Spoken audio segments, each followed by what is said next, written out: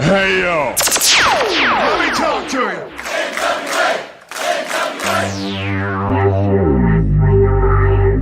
Ladies and gentlemen, welcome to the show.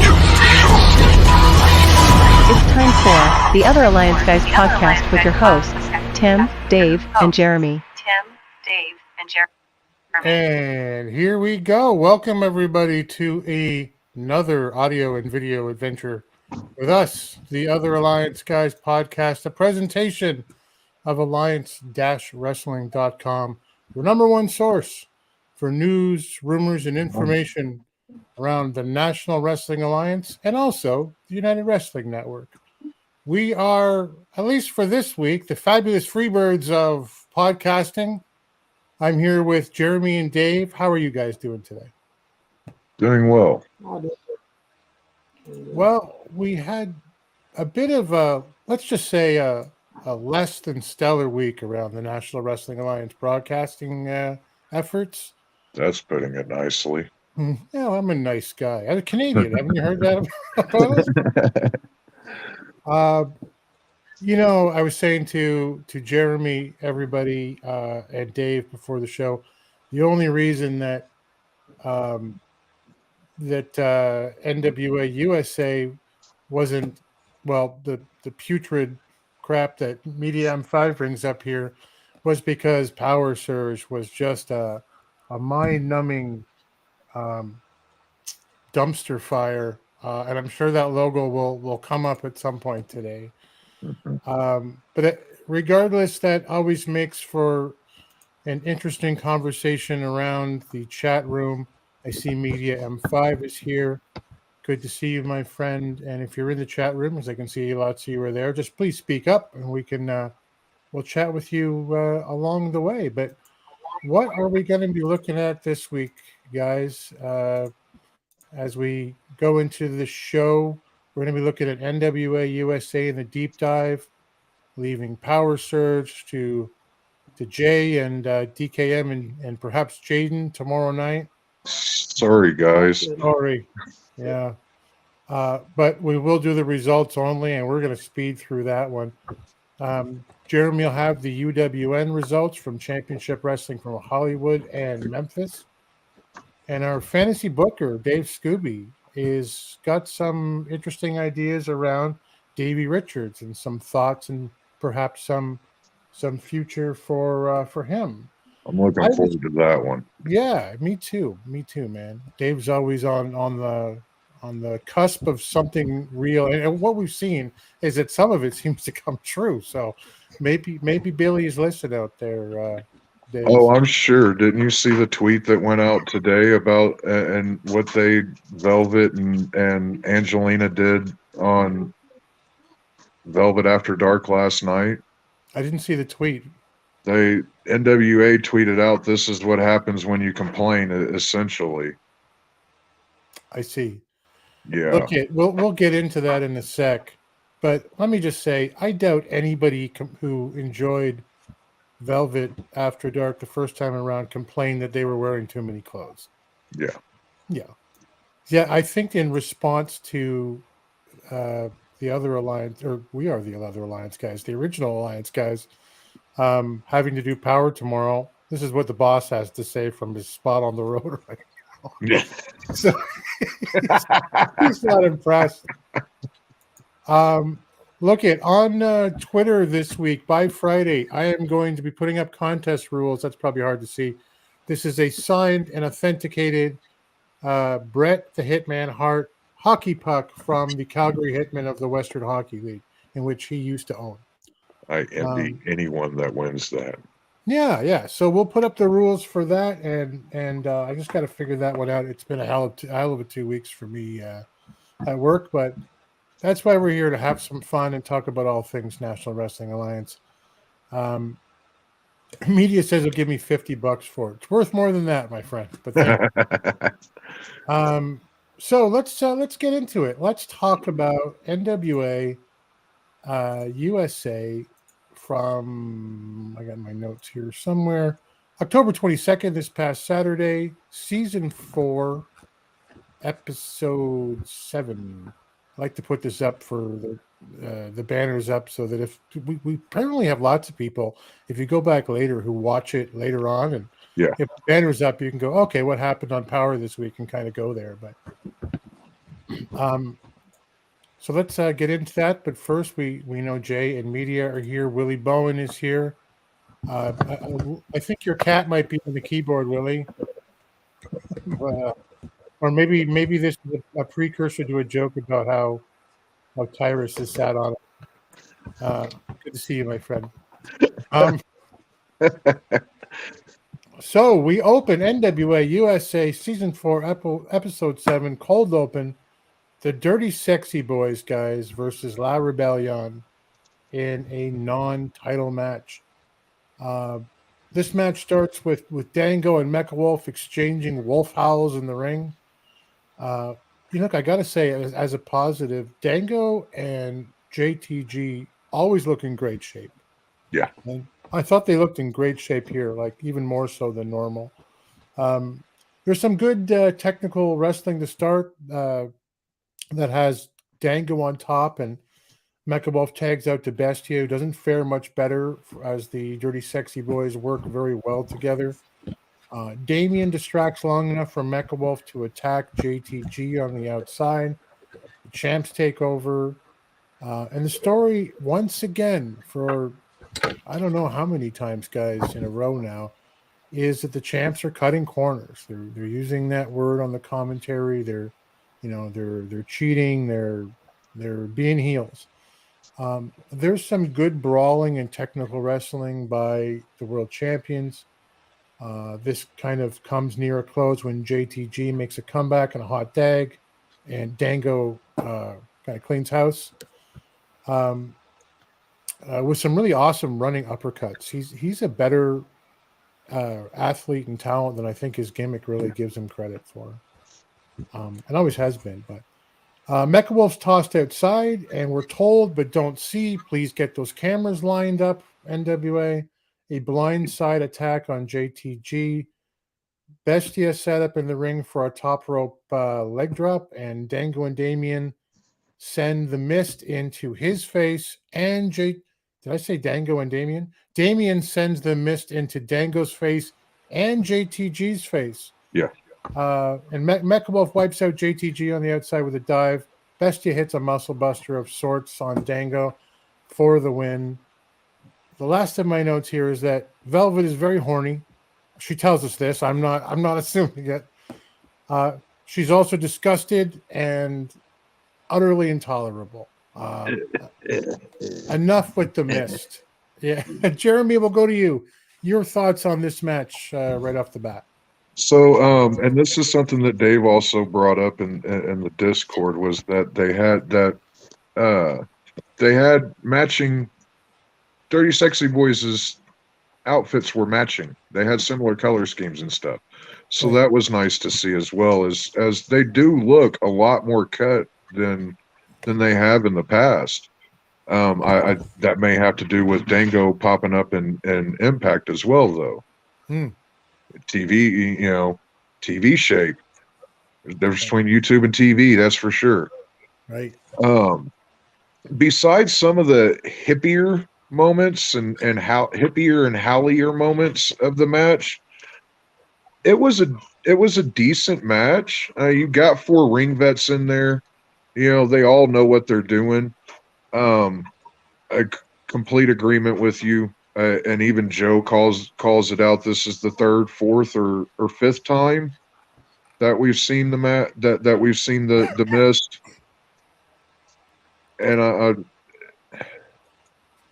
every once in a while, it doesn't need to be an every time thing. If you're in the ring and that's your finisher, okay, but you're not. You're the manager guy, essentially. So yeah, it's starting to be as often as the Dusty finish was back in the day. Yeah.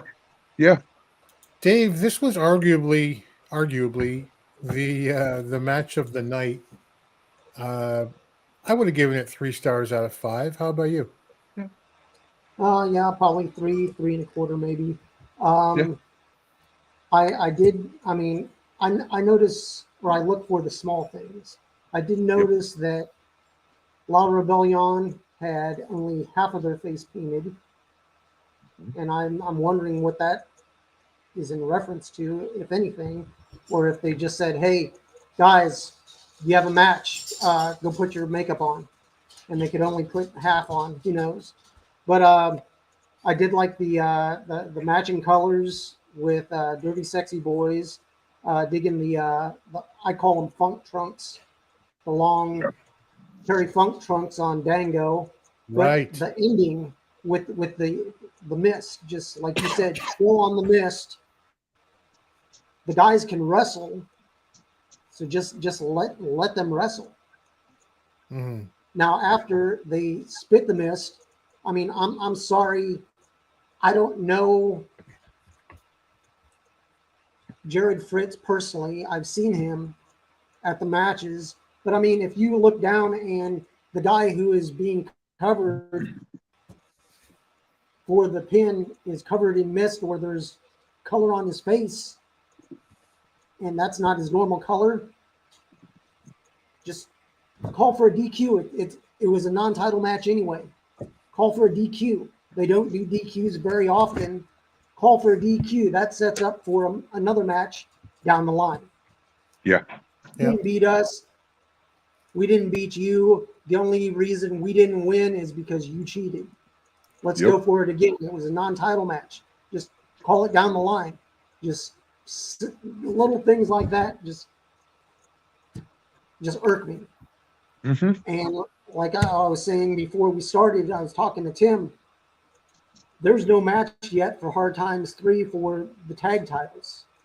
La Rebellion doesn't have a match on a pay-per-view that's coming up in, 3 weeks? Yep. So, I mean, unless OGK is coming back to wrap things up, being that they're now with AEW and possibly ROH down the line, they need to do something. I mean, if you're having all these matches right now, there's like 10 or 11 matches already. Throw the tag belts on that unless they're going to do it the next day for the Revolution Rumble. Right. But I mean, it's pretty bad when your tag champs aren't on a pay-per-view yet. Yeah. Granted, there's still 3 weeks, but I mean, they've been announcing all these other matches. Why not announce your tag team who they're facing? You know, You're right. Like I had said before the show to you, like, there's still a few weeks left, and I thought, yeah, but everything else is like you just said is booked, just about. And if it's JTG and Dango, I have no problem with. Those guys are like, and they're like U.S. tag team title level Yeah. talent as a tag team for me. Yeah. Yeah. I look at JTG as a bit more of a singles wrestler than Dango in terms of like tiers, but I mean, I don't know. They I just, gel really well though in yeah, the ring together, so the US tag titles on them would be a great spot for them. yeah, and they did that bit with, was it Velvet or was it May? I can't even remember, where they actually got some airtime recently, and they were funny. Yeah. They were funny together, and look into so my eyes. yeah, exactly. Anyway, so that is what that was. Yeah, 3.5 stars. And then we go to a Joe Galley earlier today with Tyrus in the empty arena. Galley says the TV title has never been elevated higher than it is right now in NWA history. Hyperbole is a hell of a drug. I was tempted to go into a rant here, but I'll pass. Clearwater could be the next champ today, and Tyrus, he puts Jordan Clearwater over a little bit and calls him young, but he's being mentored. He's the guy for the future. He's going to make everybody proud. And Galley kind of switches the tone and says he wants to talk about how someone was with his family at NWA 74. And Tyrus, I think in the best part of the interview goes, "Be very careful, Joe." Yeah. I like Tyrus as the well-spoken monster. Hmm. But Joe says that Tyrus, you brought Meng to the man called Meng to 74, and what did he have to say? Tyrus kind of like hums and haws a little bit. He kind of seems a little caught off guard, and he makes that claw in the air and says, he told me that sometimes you have to remember where you come from. And Galley says, you sound ready. And Tyrus responds that 9 times out of 10 you can beat Trevor like he stole something, and he's had his one from 74. And when I hit him, he won't be able to breathe, and he makes that claw, that fist again. This wasn't my favorite Tyrus promo, Jeremy, but even the okay ones are pretty good. What did you think? Yeah. And what I've got written down is this is what Tyrus should be doing, talking. Mm-hmm. This is he did a good job of talking up Clearwater and himself. This is where he is most valuable. Create an in-ring career-ending injury for him at hard times and move him to Velvet's seat. I could not agree more. What do you think, Dave? Yeah, I was thinking roughly the same thing. He's showing emotion. He's not just a big angry monster. He's actually showing feeling, emotion, and regret that he didn't finish Trevor off when he had a chance. Even Right. though it was quote unquote, it would have been against the rules by using a foreign object, but it's giving more to the story. And I mean, I don't know if you've ever listened to his Three Wise Men podcast. It's on Fox News. But Trevor is on there, and Aaron's on there, and a couple other guys jump in here and there. EC3's been on there as well. Now, they tell stories of back in their time in the WWF/E, and about them, most of them being in the NWA. But I mean, they're by no means in storyline. They talk as friends. And I like that they can leave the storyline behind, speak their truths, but yet still refer to storylines jokingly. And I mean, I would love to see Tyrus be added to the commentary team, whether it be replacing Velvet or if they move Tim away to deal with the administrative duties that he has. Tim can only do so much, being that he's a teacher, and when they have tapings outside of the weekend, he's not there half the time. Right. So that would take care of one problem of, oh, Tim's on assignment. Tim's in the backstage area talking this and this. They don't have to lie to the people. They're just like, okay, well, if Tyrus's time comes to an end, he talks for a living on Fox News. Let him get behind the mic at the commentary table. And I mean, I'm sure, I mean, he can't do any worse. Yeah. Yeah. Yeah. The only thing I would add is it's a very scary possibility is, if you're gonna do something with Tyrus, and we're saying, all right, let's injure him and then put him in the commentary booth.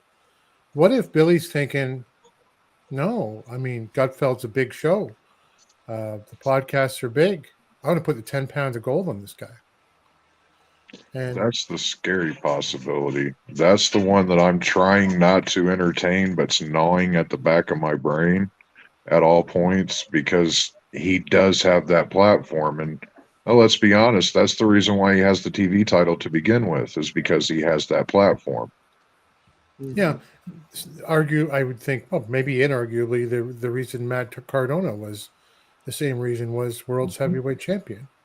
And I had no problem with Matt Cardona being world No. champion. He's a great athlete and an amazing character. I just don't think that Tyrus makes the athlete part, No. Yeah. viable. Willie says you can't put him in the commentary booth because he'll break Velvet's seat in the commentary table. Velvet's a hottie, but Tyrus just loves hot food. Okay. All right, Willie, calm down now. Like the one that Willie put up earlier about Tyrus is going to be in a film, a man, his plate, knife, and fork. Yeah, there you go. I missed that one. But away from that, we go to May Valentine with Black G's and Marche Rocket. She says, Jordan Clearwater can win the TV title tonight. And Marche's like, I'm super excited for him. Nobody deserves it more than, my brother Jordan, which I thought was great, especially in a heel group. Doesn't seem to be any dissent at all. Marche Rocket, who's like the nicest guy on social media. If you look at his pictures, he's all family oriented and looks, super positive. He's so hard for me to think of him as a heel. But May says to G's, Tyrus is in the main event at Hard Times 3, and G says, "Did you expect any different? He can't be stopped. He hesitated last time. It won't happen again at Hard Times. Hard Times. Hard Times." She asks if everything is cool between Tyrus and the church's money, and he says, "Stop listening to rumors and knock off this nonsense." Dave, what did you think about the promo from Black G's and Marche with me? I did like the interview in that Marche was pushing Jordan, and it's a positive thing, even though they are a tag team. Gold is gold. That if you keep the TV title within the church's money, Austin Idol promotions, whatever they want to call it these days, you're keeping it in the family. Right. So I mean, no harm, no foul. And I think it would be good for Jordan, being that he already has the cocky All-American athlete. I'm better than you. He already has that attitude. Why not let him highlight it for up to 7 matches? If he gets a chance at the 10 pounds of gold, that's a bonus. If somebody beats him,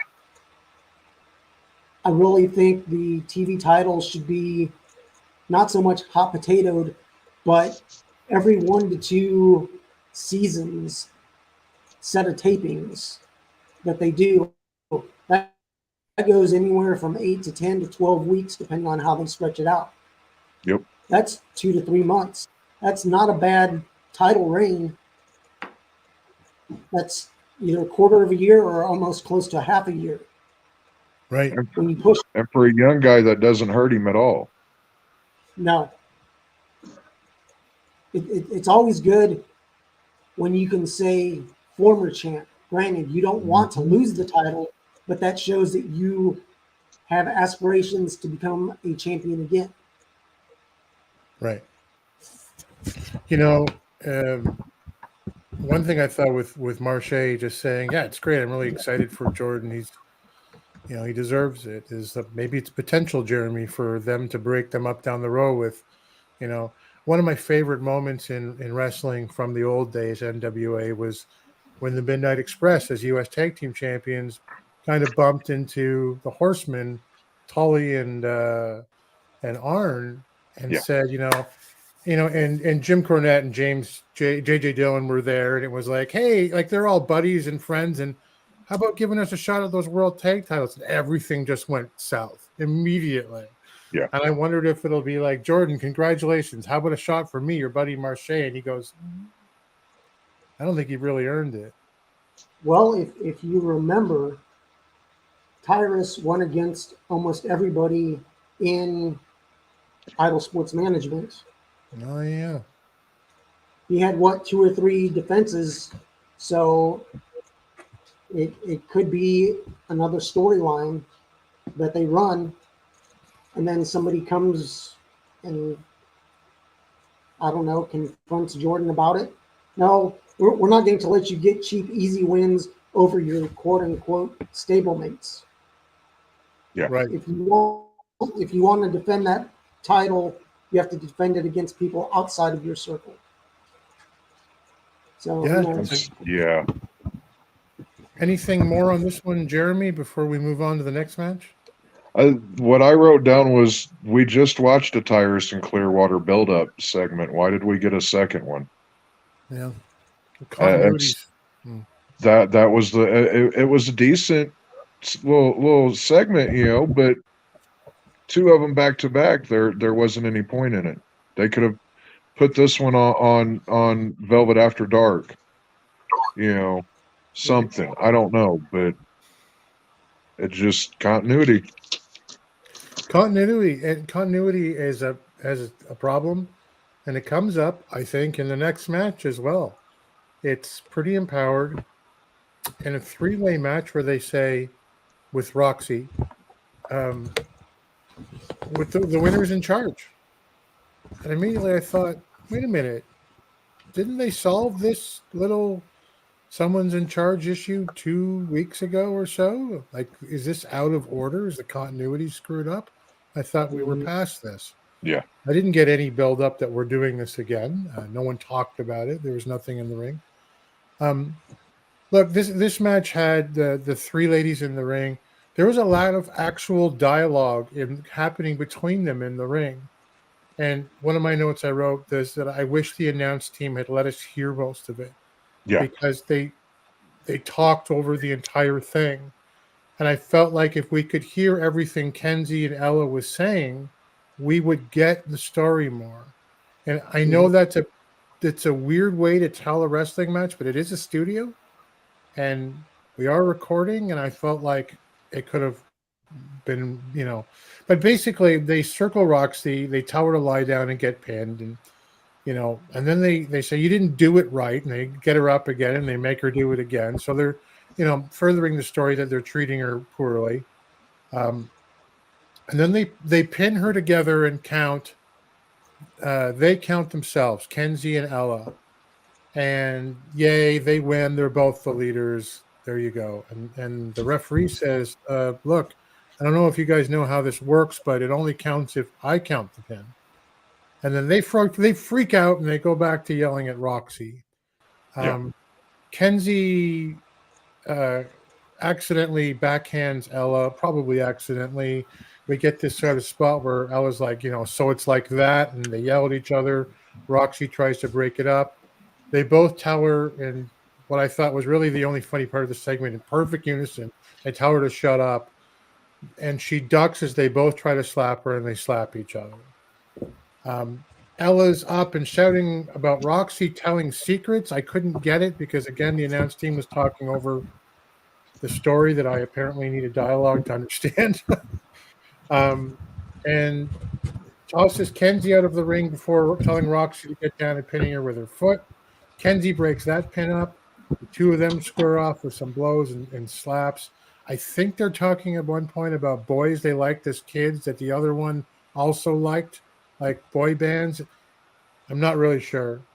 But Ella comes out on top, and she's looking to pin Roxy again, and Kenzie super kicks her, tosses Ella out of the ring, pins Roxy with her foot, and now she's the boss. Immediately to the outside to tell her best friend she's so sorry as Ella cries, and they all go off together. Jeremy, who the hell is this match for? The dumpster fire image. That's what it's for. The one thing about this match, did you guys notice that every time Ella landed a strike, kick, elbow, etc., she says boom? No, I didn't, but I found it hard to hear. Did you hear it, Dave? No, Go back and watch. Go back and watch. When she's delivering that boom, boom, boom, she delivered a kick at one point, I believe. Boom! It was so much it got brought up in the chat on the during the stream of it Saturday morning that someone else had pointed it out as well. Oh my! Yeah. Yeah. Look, This was all over the place. I don't. There you go. I don't know. I'm not sure it's worthy quite yet of dumpster fire of the week, but it's certainly an honorable mention because we have Power Surge to go through. But Yeah. whew. Dave, I thought of this and I said to my wife, is this for 15-year-old female fans of Mean Girls?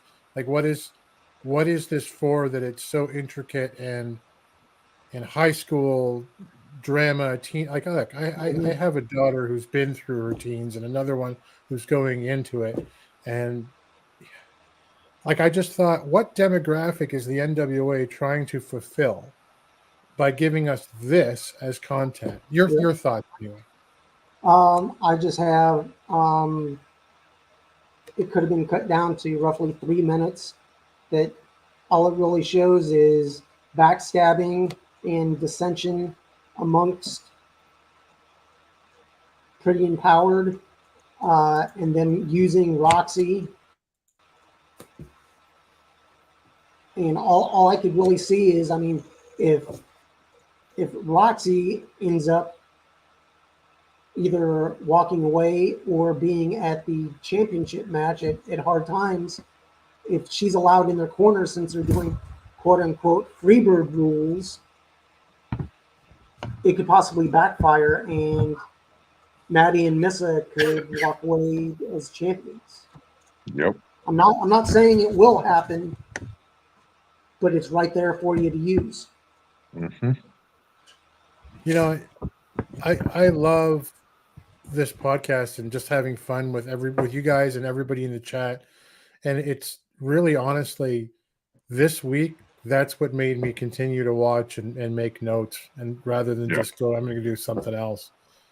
Because this is not aimed at me anyway. And I know that I'm just slightly outside the demographic, even for males, 18 to 50. So I didn't get it. It was a waste of time for me. Thankfully, however, we have May with Trevor Murdoch, the world's heavyweight champion. She says, you got Cardona and Tyrus at Hard Times 3. What are your thoughts? And Tyrus, Murdoch, and I don't know if it was just me. Sometimes I make mountains out of molehills. But Murdoch let out this amazing sigh right before we started his promo. He just went, not that he was tired. It was just, here we go, Yep. And he says in this amazing calm voice, this persona that he's taken on this season since becoming champion on his second run. As NWA champion, it's my job to take on the biggest and the best. I'm aware, May, that I can lose my title and not even be pinned. But he says I'm not scared or bothered by that because you can throw an army at me and I'm going to walk out as world's heavyweight champion. Valentine says, can you evaluate the two of them, Cardona and Tyrus? And he says, look, they're two different guys. Tyrus will hit you hard and fast, and he'll tell you what he's going to do. Cardona is an opportunist. He'll hit you from behind when you're not looking. Either way, step into the ring. It doesn't matter. We're going to war. Good Trevor promo. Jeremy, your thoughts? Let's see. I've got a bit more talkative this time around. Very zen sounding with a hint of destruction in his voice. Right. Nice. Again, this is the Trevor I want to see. Jake the Snake was one of my favorites growing up as a kid because he had that same calm intensity in his delivery. And I always just, that left me just the slightest bit unnerved because I knew that he meant business whenever he spoke like that, because that's how my grandfather talked whenever he meant business. It was this slow, calm delivery. And that always stuck with me, So any guy that can pull that off is already up there in my book, and Trevor is freaking nailing it out of the park. Just so good right now. You know, that's a perfect observation I'd never thought of before this moment. The way Trevor speaks reminds me of my dad when he got serious, when he put the paper down in Mhm. the living room and you know, this is the way things are going to be because we were getting out of hand as kids, right? Yep. That's exactly what it was. You're right. Dave, your thoughts about the world's heavyweight champion and his promo for Hard Times 3. I just wrote down yin and yang. That it's Yeah. the you I'll can look secure at one it for you. as the good and the bad, or the quiet and the storm. That he speaks in a low, doesn't get all preachy and yelly. He lets his actions in the ring do the talking for him. Right. Yep. It's so good, isn't it? I mean, it's matter of fact. It's old school, like you said with Jake the Snake Roberts, but Harley was the same exact way. If you Yeah. heard Harley Yeah. yelling, there was something seriously wrong. Yeah. He just got down to this is what I'm going to do. Boom, boom, boom. I'm not going to get excited outside the ring because inside the ring is where it matters. Yeah. Right. That if we could have had this Trevor all along, I would have loved it. Yeah, he really is channeling his inner Harley. I put a promo up online about a week ago of Harley talking for a minute, just sitting there in his street clothes, holding the belt, and he talks exactly the same way. It's just, you know, look at this belt. Some of the toughest, greatest men in the world have worn this belt.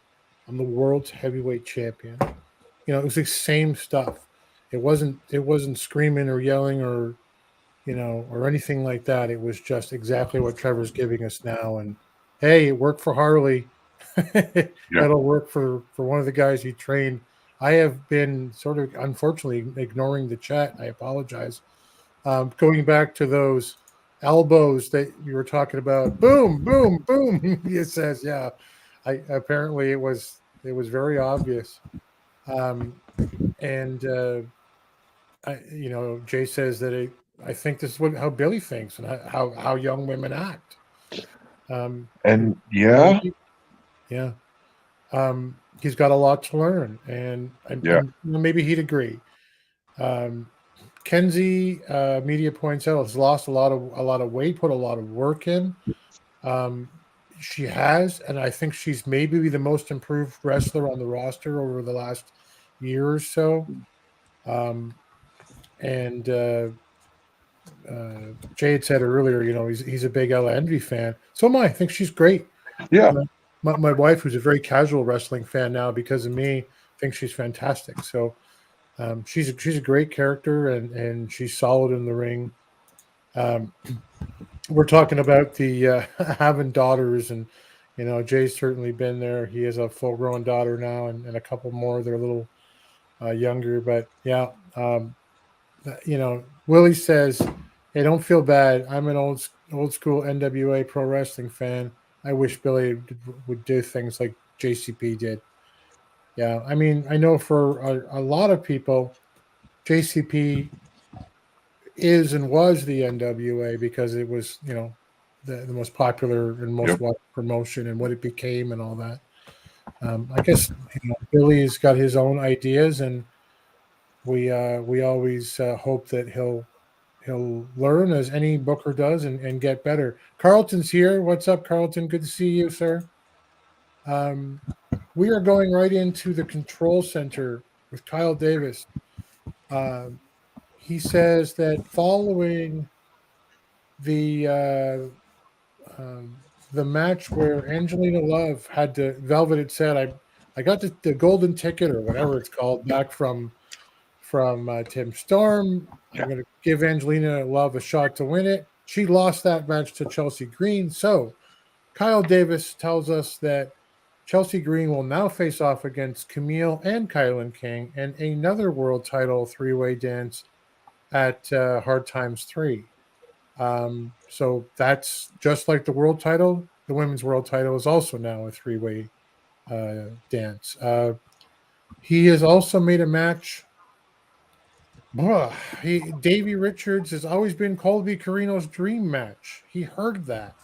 Okay, did I miss that as a big thing? Did Colby come in and have a segment where he said, "My dream match is Davey Richards"? Bye. I don't remember it. I mean, it's going to be a good match, guys. Both those Yeah. guys can wrestle. There's just no lead in, no heat.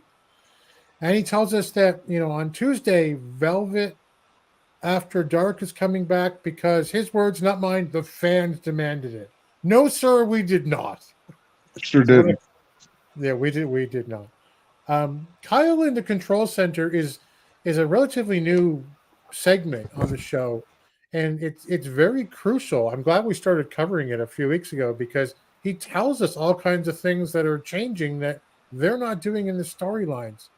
Dave, is the way Kyle and Kyle Davis to me, I always say is the best personality on the floor from the announce team.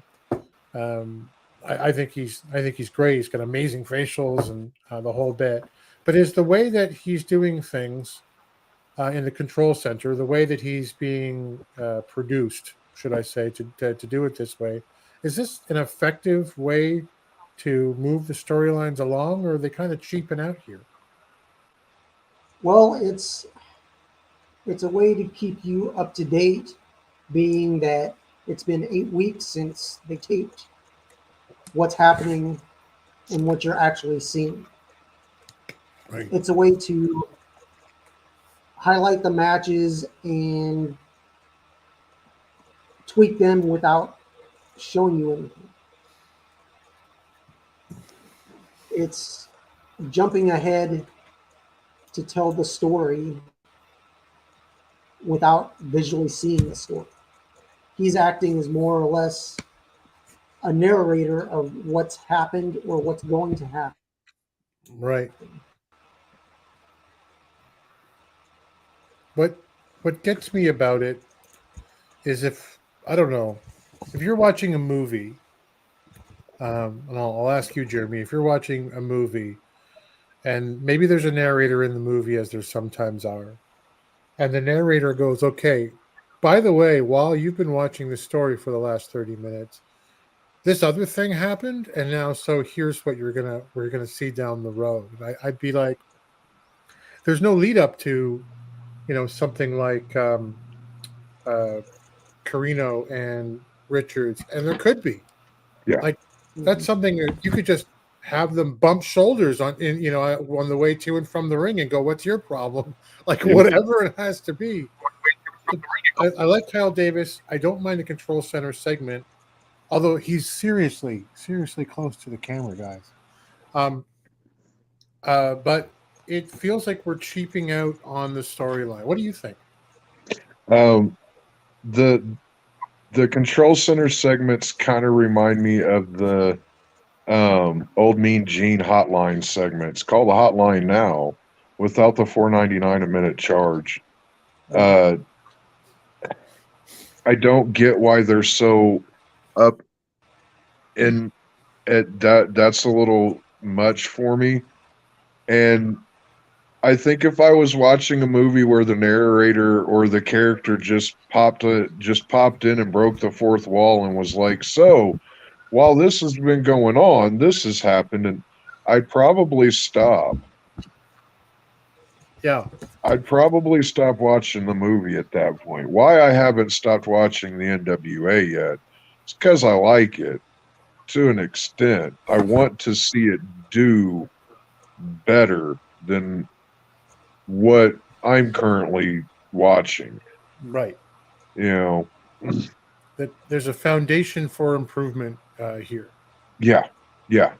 They've got a lot of things going right for them. At the same time, they've got just as many, I feel, that are going completely the other direction. Yeah. Willie and Carlton are talking about the NWA traveling versus in-house champions. It is what it is right now. I have a sign on my wall at work that I point to now that says it is what it is. That's just nothing can be done and must be accepted, for at least for the time being. But we get a very strange matchup. Just in booking alone, we get Caprice Coleman versus Gags the Gimp with Father James Mitchell. And I thought, okay, what's going to happen here? Maybe there's something. Jeremy's already rubbing his eyes. Okay, so you get a look. We watch these things so that we can come here and tell you. We do this so you don't have to. There's a lot of mat wrestling where Gags is somewhat schooled by Coleman. He offers the amateur position, which can be taken two ways in Gags' personal character, I guess. And Caprice almost pins him a couple times in some amateur wrestling, but Gags freaks him out by stroking his own horns. He offers up his leg. He's out wrestled by Caprice there.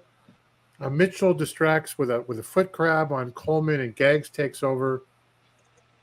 Then there's this bit from Velvet at the announce team that I don't want to spend any time on. But she's like, I've heard that he was either raised in his mask and Gally's like, oh, you mean he's never without it? Like he never doesn't wear it? Like they didn't get it right? And I was just, okay, stop.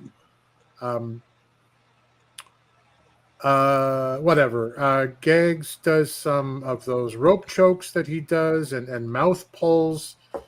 Mitchell gets involved again with another strike, and Caprice eventually takes over, but misses a leg drop. And then there are 3 attempted falling strikes by Gags onto Coleman. And he misses all 3 on the mat. Coleman kind of sits up and gives this look like, what an idiot.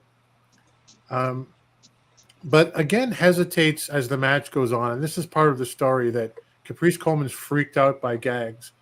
When the tongue comes out, Gags goes for what they call the finish, the sliced bread number 2 or the acid drop, and as little Spike used to call it. But Caprice reverses it into 2 out of the 3 Holy Trinity suplexes before Gags licks his back, and Caprice is freaked out again. He's like, he licked my back to the referee. I wrote as a note, I'd wish that the announce team had kind of let us hear a bit more of this match as well, because there was some talk, but he's thrown way off. Caprice, he's super freaked out now. He gets a horn to the eye, one of those horns in Gags' head, and then he takes the finish and the 3 count from Gags. Jeremy, I'm sorry, my friend, but please give us your opinion and thoughts on this match. Okay, so we know who the man wrestling under the Gags mask is, and he is a solid talent. Right. As is Caprice Coleman. Right. I chuckled a little bit whenever Caprice yelled out, "Hey, he's licking my back, man." I chuckled a little bit about that. Yeah. But why in the hell did Gags win? I hate to even put this into the ether, but it almost feels like he may be being built up for a junior run. You think so?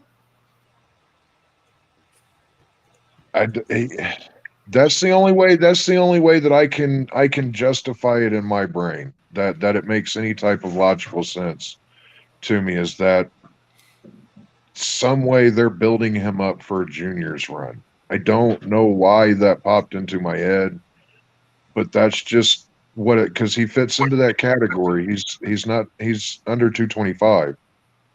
Mm-hmm. Yeah. And, Carlton says he needs to be a part-time wrestler and on the commentary team. I'm sure he's got some work coming up in ROH. I only knew him as a commentator before he started wrestling. Dave, You think Gags is looking at a junior run? Would you agree that this is why he's continues to win in the NWA? Possibly, I have written down why push a wrestler who's in a tag team in a singles match, but yet Right. Sal has also been wrestling singles. Yeah. So who knows? I mean, it could be that they're a tag team when needed, but they're both very good wrestlers technically, hmm and I could see where Jeremy's going. That yeah, if the way Gags wrestled freaked out Caprice, imagine him doing that to Homicide in a match. And Homicide's a man's man that no, you don't do this, and it could throw him off his game. I said the wrong person won, in my opinion, unless they're going for that. That unless Caprice Coleman is leaving due to ROH Yeah. and him being an announcer, then the right person won. Right. But this would have been a perfect match for using a DQ. hmm Mm-hmm. You either disqualify or it freaks Caprice out so much he runs out of the ring and refuses to get back in. And he's like, no, and he's pointing at him in the ring, and he's like, that guy licked me. He did this, he did this. I ain't getting back in the ring. It forces the referee to start count. At least then it keeps Gags looking strong, but it Yep. also keeps Caprice looking strong as well. Yeah. There was a You know, little bit love where how he your was like, brain works, Dave. he said to Jared Fritz, he's licking me, and Fritz is like, okay. Hey, listen, Media M5 asked, like, who is Gags? Do we know? We do know. We just the alliance as a whole has a policy that we like and support, where we're not going to break that kayfabe. Yeah. If someone wants to put it in the chat, that's fine. Yep. It's not a super secret. You can look it up online, or probably hit any of us on the side. We'll tell you. But hey, we like to keep it. We like to keep the masks on the masked wrestlers here. I like to keep those two personalities separate from each other in my brain. Yeah. So, So look, May's with William Patrick Corgan. She says, your impressions about the Hard Times 3 main event now that it's set. Okay, look, I just want to say this right off the bat. I was really tired when I watched USA this time, the first time around. I usually watch it twice to make notes. I like to watch it, then I watch it later. I was really tired. And so when Billy goes, look, I'm sick of the politicking. It was Aldis, and now it's Tyrus and Murdoch. I'm throwing it out, and I'm putting in Rolando Freeman. And May went, are you serious? And I went like, wait a minute. Is he? And then he goes, no, I'm just kidding. I thought, okay, look, I was so tired, I actually bought it for a second. I did too. What's funny is that immediately my mind went, he's pinned Matt Cardona twice. Why isn't he in contention? Yep. But he says, no, this is serious. I guess he doesn't think Rolando is serious, which is fine with me. He talks about how big Tyrus is, how Cardona's a deathmatch king, how big, Harley Race is, or excuse me, how Murdoch is cut from the same cloth as Harley Race. It's going to be epic. It's going to be hot. It's going to be history. It's basically what that was. Anything here from either of you guys that you want to touch on? It had me ready to turn it off there at the beginning and just be completely done with the NWA at that first. I had picked up my remote and was getting ready to back out when May's like, are you being serious? And he's like, no, not at all. And I was like, okay. And I sat the remote back down. And then the other thing was, what is up with Billy's hand? His hand looked sunburnt. Oh, yes. Yes, I have noticed that before. Yeah. I don't know if it's the same thing. I've never looked it up. I have a friend who has the red pink hand thing. He just has it for life. It's like a circulatory thing. Maybe it comes from being a musician and playing guitar all those years. I don't know. Okay. Yeah. But that's Dave, all I had on it. Dave, did I always think of you as being more intellectual than me and seeing things clearer and further than I do. Did you buy it for even a second? I was just like, no, this. I mean, he did it to Nick. He knows that I'm just like, he has to be kidding, and I'm just like, I'm shaking my head, rolling my eyes. Then he's like, no, I'm joking, and I'm like, yeah, but that's the thing. You know you're joking. Yeah. Rolando is taking this serious. You've booked Yeah. him to win a couple matches over a former champion. So this better have a good outcome down the line. Either that or just totally crush him. And Rolando is, you can only be a manager, you're not a wrestler anymore, something. But I mean, they're taking a story, and the only problem is they can't zig or zag. They have to stay the course because they've already taped it. Unless they go in and digitally cut out matches or cut out references to Rolando or the three-way match or whatever storyline they're telling, they can't make adjustments within a week. They have to let everything play out. And if it's a shit storyline, it's a shit storyline. You make adjustments at the next taping. Yep.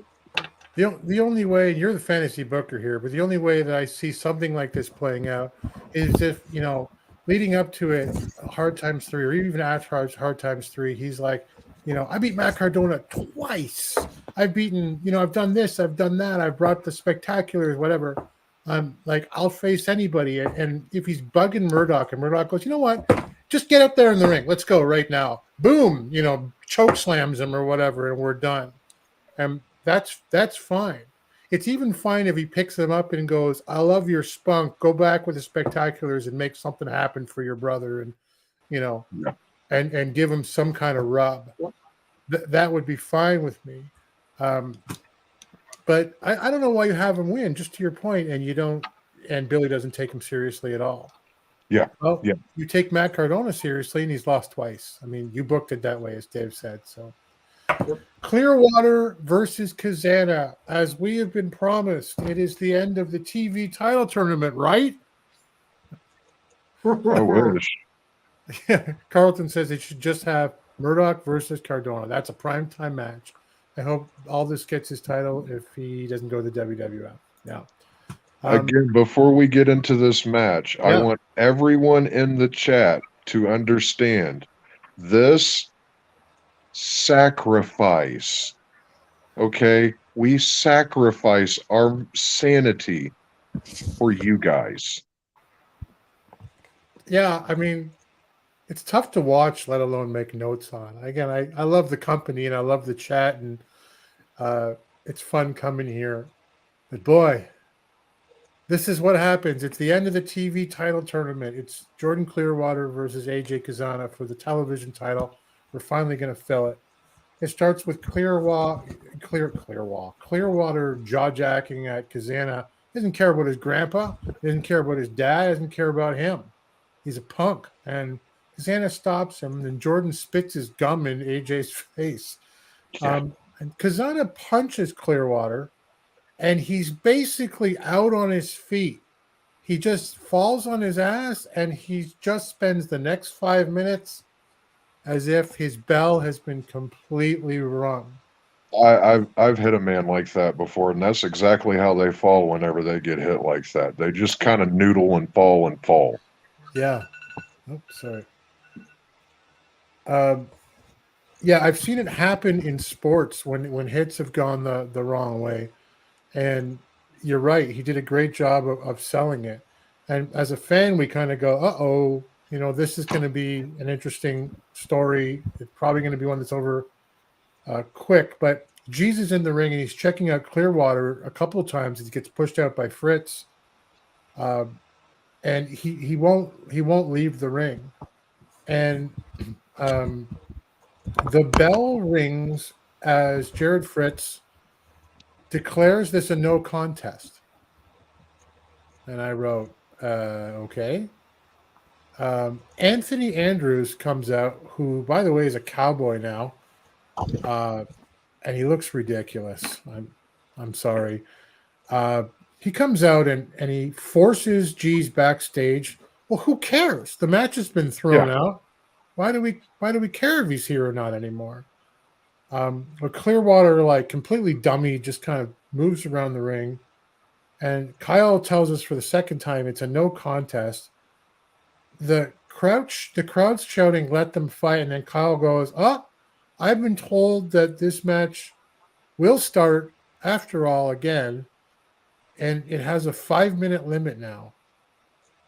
And it's so clunky; it doesn't make any sense to me at this point. But so the bell rings and Kazana attacks Clearwater, who's barely recovered. There's lots of strikes and kicks.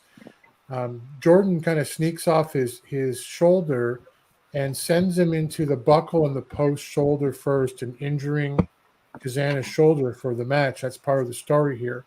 He works that shoulder with strikes and kicks of his own, and to a point where Kazana's offense is basically one-armed. Jordan spends the majority of the match working that shoulder, that arm. He's pretty good in this match, Clearwater, from the selling and his ability to tell this particular story. And I actually made a note here that I don't know if you guys noticed it at all, but at this point, when this was happening near the end of the match, I was completely taken out of the match, which I found clunky already. Totally taken out. There's some asshole in the crowd who's just taunting constantly on the top of his lungs that if you are unfortunate enough to have watched this match again, he's really annoying with his idiotic taunts, and some production assistant needs to go over there and tell him to shut up or get out. Anyway, there's 1 minute left in the match. They're trading shots back and forth. Jordan misses the Midas touch. Kazana hits a German suplex with less than 30 seconds left. They trade shots again, and the bell goes before a double knockdown and where they fall and put each other in pinning positions with their arms. It clearly should have happened before the bell went off, but the timing was wrong. The time limit has expired, okay, and the match is over. There is no television champion. And I just went, ah. Tommy Dreamer scream. Dave, your thoughts on this? Okay, I have down a conflict of styles. Yeah. That the wrestling is just, I mean, AJ is just it's clobbering time. Mm-hmm. He's just a big old country boy, whereas Jordan is more of the technical wrestler in this match. I also have that the refs need to up their game, that they need to take charge. Yeah. That they're letting way too much happen, although it may be storyline. Why is G's in the ring? Start counting. Right. 1, 2. If you want your guy to win, get the hell out of the ring. Right. Let your guy fight. I just have, overall, it's a weird match, and the ending, it wasn't timed well. No. When they decided to give them 5 more minutes, why 5 minutes? Why not 6 Why not minutes the and 5 6:05? Minutes and 5 seconds. Right. Yeah. Yep. Make it make sense. Even though there was no winner, I'm like, oh, okay, they're going to move this to the pay-per-view, which they've announced that it is going to be at the pay-per-view. It'll be good, and then hopefully the next night someone will challenge whoever wins. My thinking is Jordan should go over to keep the belt going in the family. Yeah. Because he needs to tag back up with Andrews. They're not bad wrestlers, but they're better as a tag team. Yeah. Build them up. They're a big enough team that if they go after the Fixers, if they're still champions, there's not that much of a size difference. Nope. There's just 4 big guys in the ring fighting over some belts. Yep. If Spectaculars win, it gives a chance to work with another team that is actually a team. But I didn't realize Kazana has only been wrestling for 2 to 3 years. Yeah. He's been on the business forever, but he just stepped into the ring a couple years ago. Yep. But he's stepped his game up. But if he's used to being a tag team wrestler, let him be where he's comfortable. Don't push him. They're pushing him for a belt that, the belt could make him, but I think he has a better chance of going after the tag belts. That there's a storyline that needs to be told with Jordan. He needs gold. Yeah. And if this goes, go ahead, Tim. We all know it goes world's national television, but you got to be a certain tier to even be TV champion. Mhm. It was my favorite belt as a young guy, right? And it meant you were the workhorse of the company. And as much as I respect the time and the talent that a guy like AJ Kazana can bring, he's not at the TV title for a level for me. No. And I don't care about him, and I really he actually surprised me with the first time he took the mic a week ago. It sounded great, good promo, no problems. But he's not there yet. He hasn't been presented to me as that yet. And anyway, Jeremy, I want you to comment on the match. What did you think? So my first note was, who decided that the match would continue after it was called a no contest? And why wasn't it put at a 6:05 time limit, since it is for the TV title? Yeah. And then whenever it ended the way that it did, why didn't that same person say, no, the match will go on, we have to have a winner for this? Yeah. And we have to keep going. Yeah.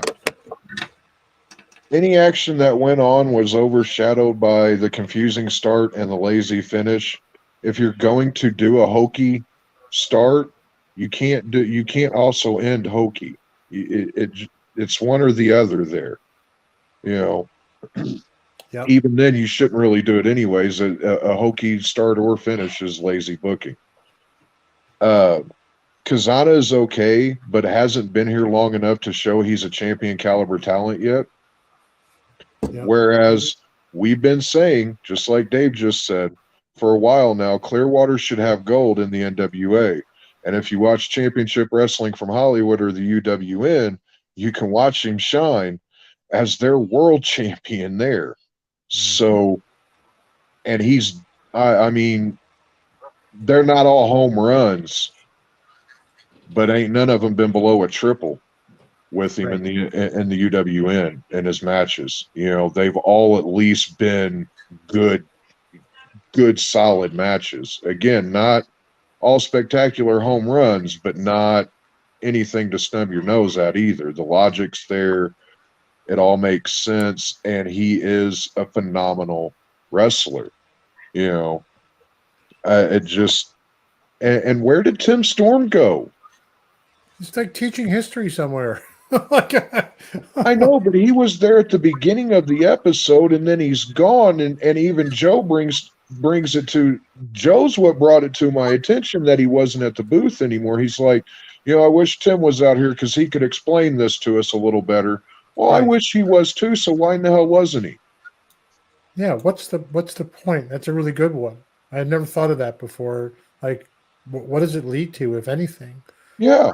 I wanted to point out, similar to that, media says, like, isn't it kind of moot if Tyrus doesn't relinquish the title? Like, for the TV title tournament finals, I don't remember. Was the belt there? Did Jared hold up the title and go, "This is for the belt"? Because I don't think he did. I don't think he did. Well, No.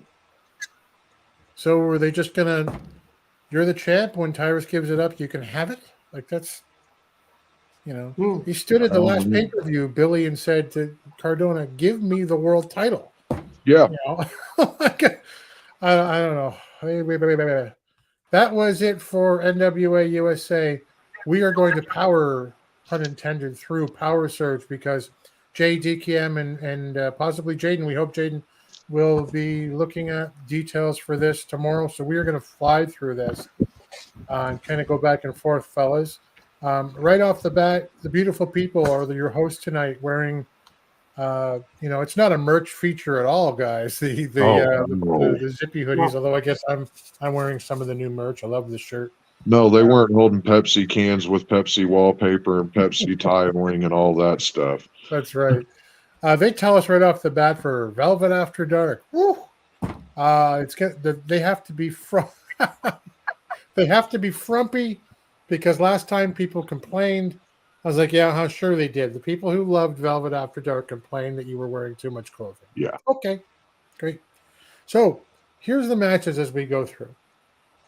Anthony Andrews, again, respect the commitment and whatever talents he's going to bring. My least favorite. Look, this is Power Surge. This is where this match should be. It's Anthony Andrews versus Trax, the newcomer. This was a bit of a sloppy match. There was some bad continuity in this match. Andrews wins. I say there's bad continuity because he wrestles as a heel, and isn't he a face right now? Yeah. I don't know. I'll give this one to you, Jeremy. What do you think of this? Trax's second match against Anthony Andrews now. He's all right. He's got room to grow for sure. Again, he just looks like a poster boy for a pirate recruitment ad. Yeah. Yar. I've got tattoos and everything, but there's just some people that tattoos I feel just don't work on, and they don't really work on this guy with the amount that he has compared to size. In punk rock culture, that would be a try hard. Right. So it was what it was. This is Surge. None of the matches are supposed to make sense or really be for anything. So it was a chance to highlight these two guys. We haven't really got to see a whole lot of Edwards either. So, that's about all I can say about it. It's Power Surge. It is what it is, as you say. Lou's here. Lou got his belt. Did I tell you guys that a couple weeks ago? He finally got his belt, so that's great. Awesome. What would Lou Thez do? Glad you're here, man. Thank you. We go back to the beautiful people there with Jake and CJ. Who's injured, I'm told. I learned on social media Magic Jake is injured right now. Yeah. But he introduces himself and CJ, how CJ's learning English and, tell him, CJ, Christy Janes, who, clearly does not know English. She recites a grocery list, Magic Jake's grocery list, including extra small Trojans. He's like, no, cut that off. That's fine. I chuckled. We move on. Eric Jackson takes on Soda Pop Hendricks. I'm moving on, guys. Eric Jackson is going to get his first win in the NWA against someone named Soda Pop Hendricks. Dave, in this match, there was one spot. There's a couple of two very green guys with some bad selling and some sloppy chain wrestling. There was a really good spot. I thought I went, oh, that's neat. There was a tilt-a-whirl into a side Russian leg sweep. It actually looked really cool. But Eric wins this one. What did you think of this match? You can tell both the guys are new to the business. It's almost like let's get all our shit in.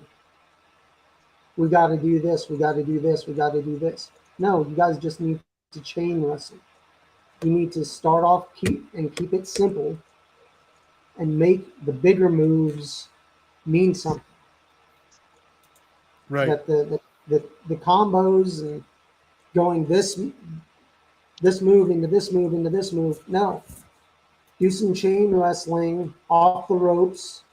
Hell, even if you have to go into a sleeper hold, do something, an arm bar, something. Use the older moves as transitions. Transition from one to another, and make the big move mean something. That after a while, I mean, it used to be that if you did a super kick, one or two of them, and that's the end. Now it's 7 super kicks, and he's still coming back for more. Right. It doesn't mean anything. Nope. Make your moves matter and tell a story while you're in the ring.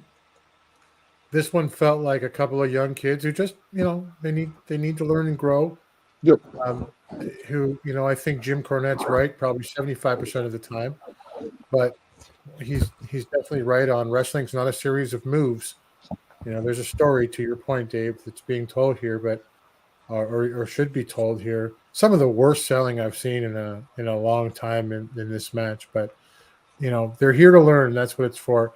All right, so this is Velvet After Dark, so it has that steamy vibe, and we get Kyle Davis with no shirt and a tie, and he's freaking me out, guys. Like I can't handle this. But I mentioned this, that there is a match now at Hard Times 3 between the two question marks, the question mock and the question mac. I don't care. And then also the TV title finish tournament finals will happen at Hard Times 3, the one that just didn't happen at the end of USA. It's now going to happen at Hard Times 3. So we talked off there already for that, but why even do that? Why not just push it right to Hard Times 3 in the beginning? Media says these wrestlers no, they don't do that. Don't do that though, and it's disturbing. They rush everything. Just I think to what you were saying, Jeremy, and Rip Rogers wouldn't let that match air. I have a book. No, he wouldn't have. No, I have a book from the lessons from Rip Rogers on the shelf behind me. It's very thin. It's written by one of his students. You can buy it on Amazon. It's worth it. It's worth like the $18 or whatever it is to cost it. And that's Canadian. So it's probably like $3 for you guys. I would go so far as to say that Rip probably would have gotten in the ring and thrown them both out and apologized to the crowd for having sat through that. Yeah. The other question mark he thinks is a Plunkett or Pollo. No, do not believe so. But again, no, definitely not Pollo.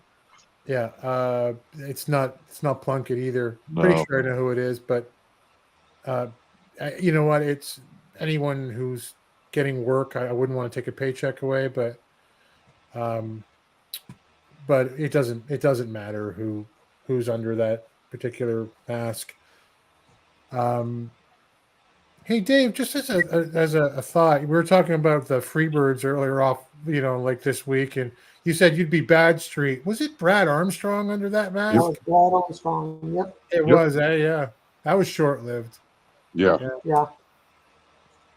It's so funny. We were joking around, we're doing a fabulous Freebirds bit to kind of launch this thing, and you guys said, "Oh, I'll be Gorgeous Jimmy and Badstreet." I thought, what? Like you could have been any one of them. Anyway, good. I Gorgeous Jimmy Garvin, man. He always had that something, Hot take. He's not really a Freebird. No, I know. I know. No, I'm a purist, but no, he was a Freebird. It's just second generation. Okay, look it. Let's go. Beautiful people with Taryn and Terrell and Natalia Markova.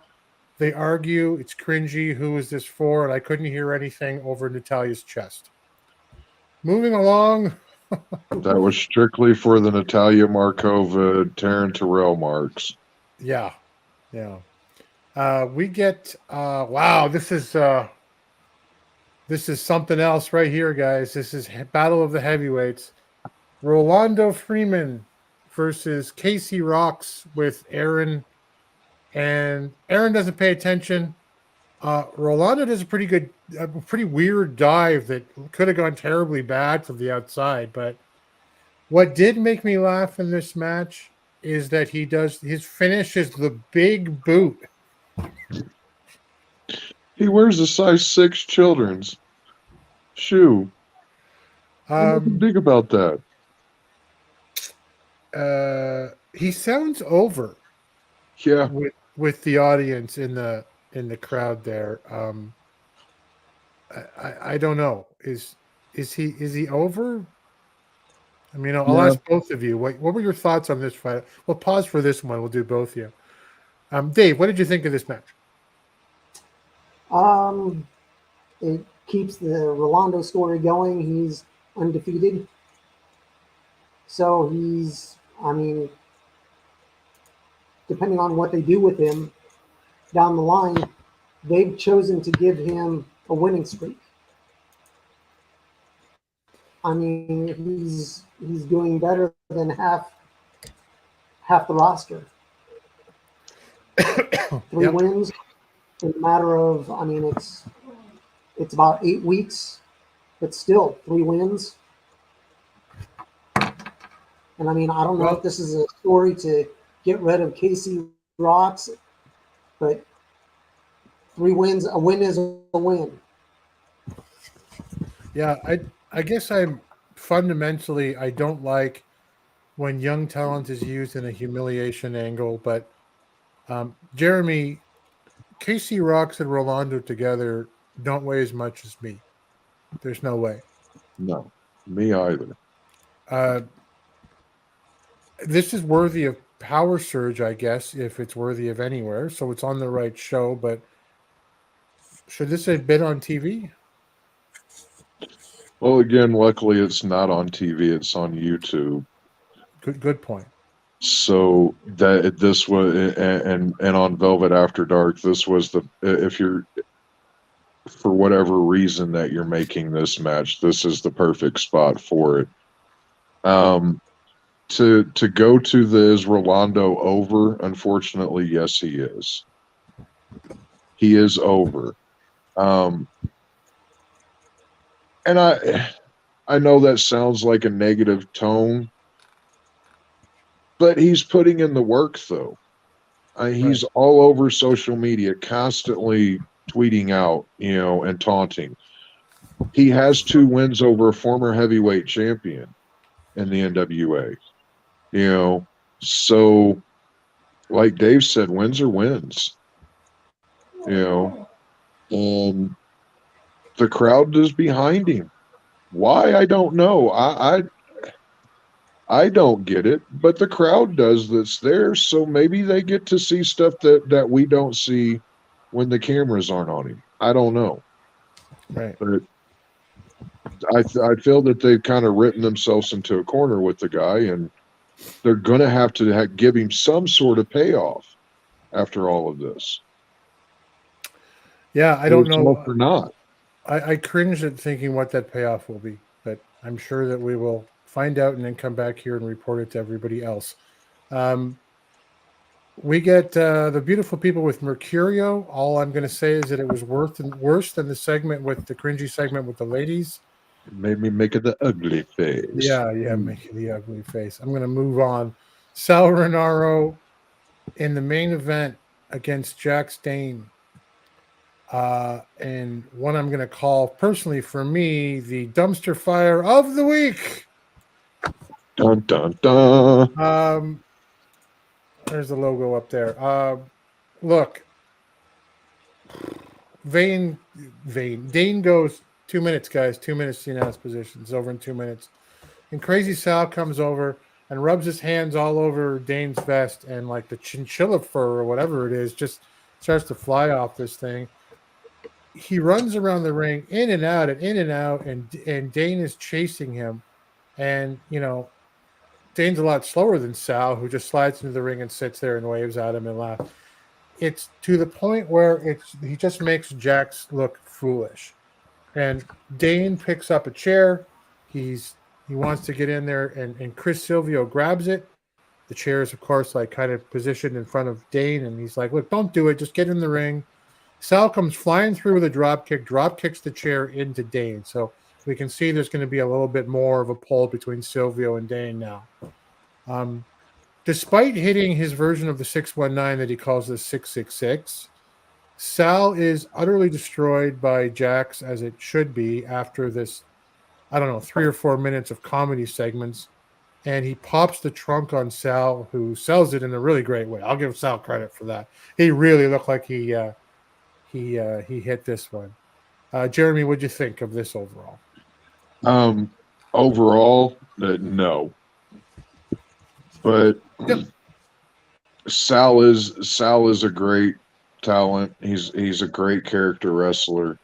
And I appreciate the work that he goes out there and does with that character in the ring.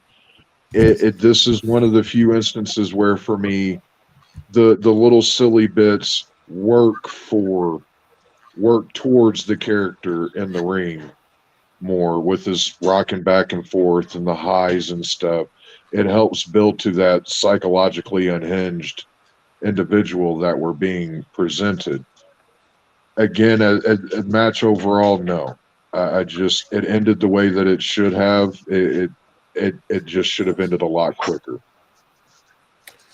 Dave, was there anything beyond another little rip between Silvio and Dane to be salvaged out of this match? No, not really. I mean, I could see down the line them parting ways. But I mean, Jax needs to just be what he is, a badass. Yeah. Just go in the ring, do his thing, get out of the ring, and Silvio can do as much talking as he wants. Jax can talk, but he doesn't need to. He and Trevor are guys that I look at and say, well, yeah, they don't need to talk on the mic or do anything. They just need to go in the ring, kick some ass, and leave. It's simple. Yeah. He doesn't need to do this will be over in 2 minutes. He just needs to go in there, do his little, just get all hyped up, do his stomping bull in the corner, and go after his opponent, and just, if it's 2 minutes, it's 2 minutes. If it's 20 minutes, whatever. He just needs to go after his opponent and defeat them any way he can. Yeah.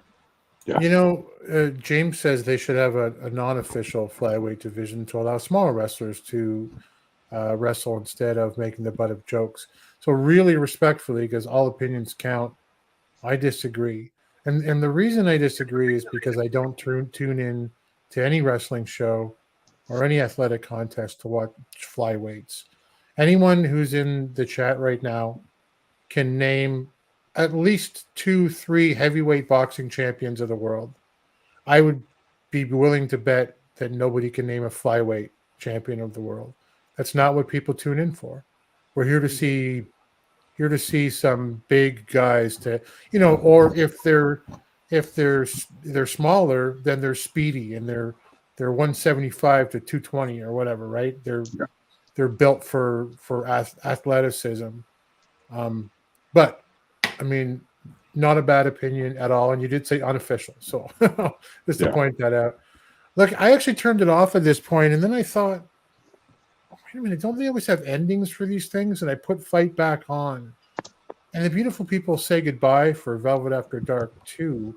And they got some German lady. And who? What is this? Is it because it's Oktoberfest? It's, will there be a Velvet After Dark 3? What is this? Probably. I don't even know what this is. This was, believe it or not, worse than Velvet After Dark 1. And NWA USA was not good this week either. Congratulations, Velvet. You outdid yourself. Yeah. Oh, but there'll be a number 3. Yeah. Yeah. Yeah, yeah. There you go, guys. Let's hope third time's the charm. Yeah, they're trying to charm it. How much worse could it be? He said, tempting fate and God. But let's go into what do we got next on the agenda here? Jeremy, roving reporter Jeremy, reporting on United Wrestling Network Championship Wrestling from Hollywood and Memphis. I did correct the Twitter handles for Memphis this week. So please, guys, follow UWN, follow Hollywood, follow Memphis. There you go. Over to you, Jeremy. All right, we're starting off with Championship Wrestling from Memphis, episode 87. And it kicks off with Brad Skimmelhorn bringing out a birthday cake for Dustin's birthday. This past week was Dustin's birthday. So happy birthday.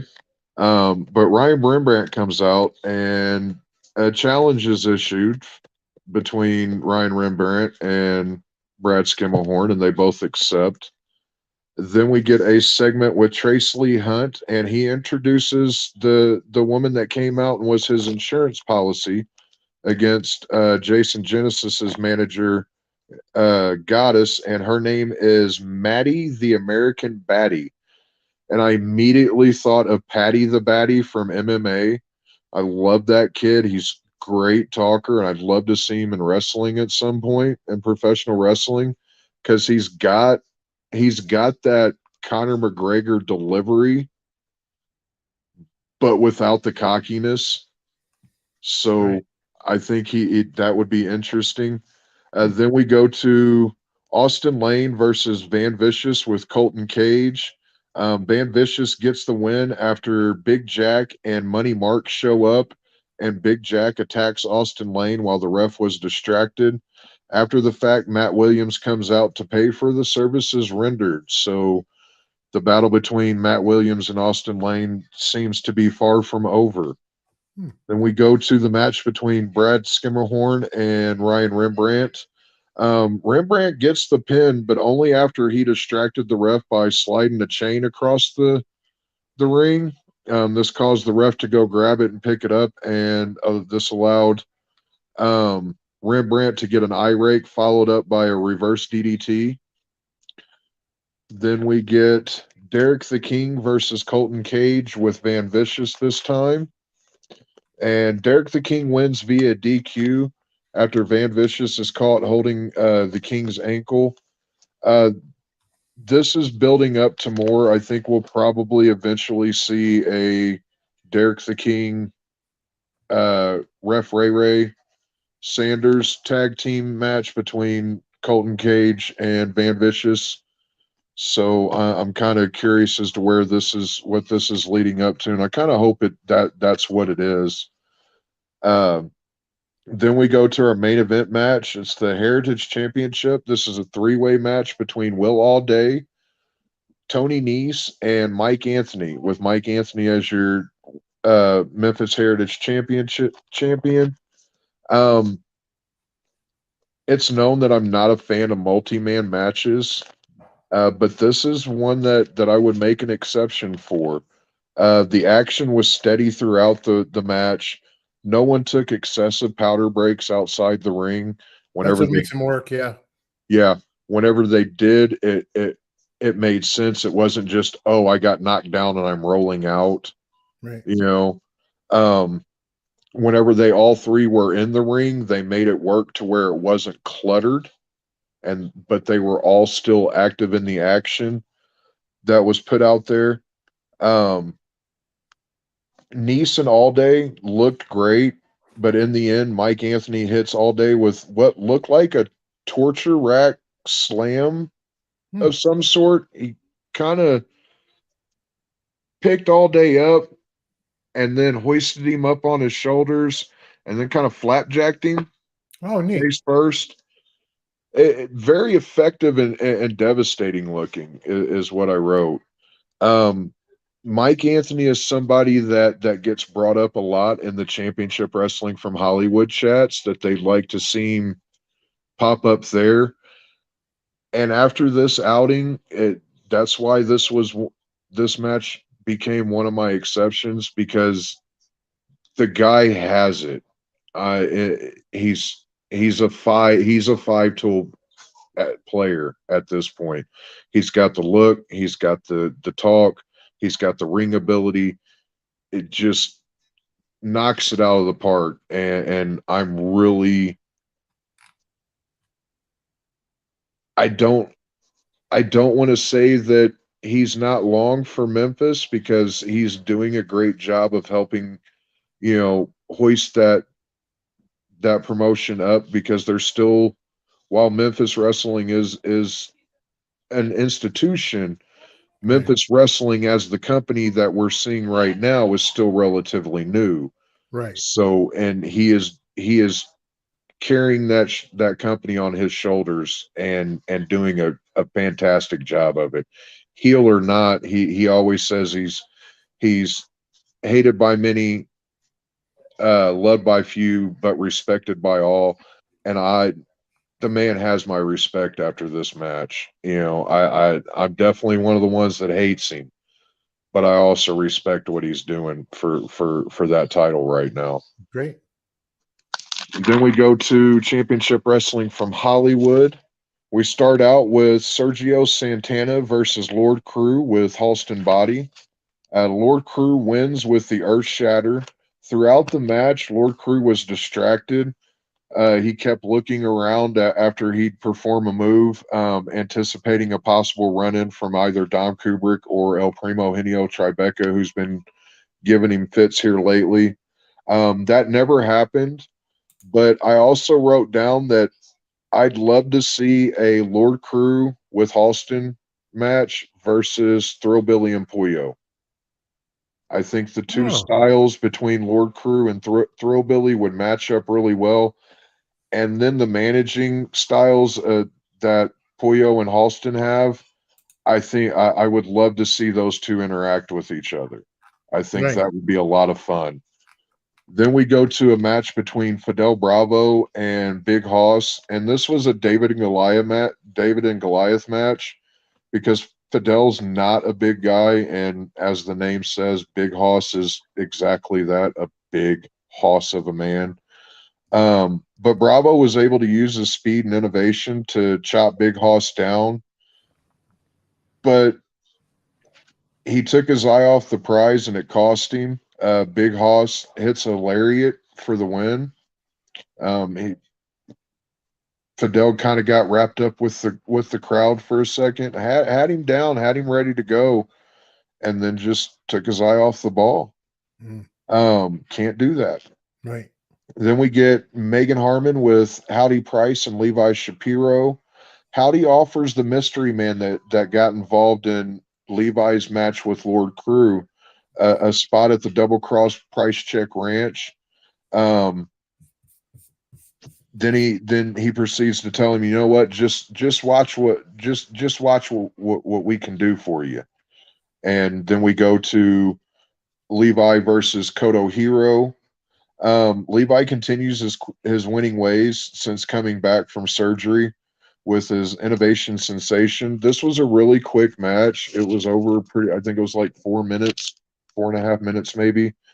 Kodo was able to get in a little bit of offense, but not a whole lot.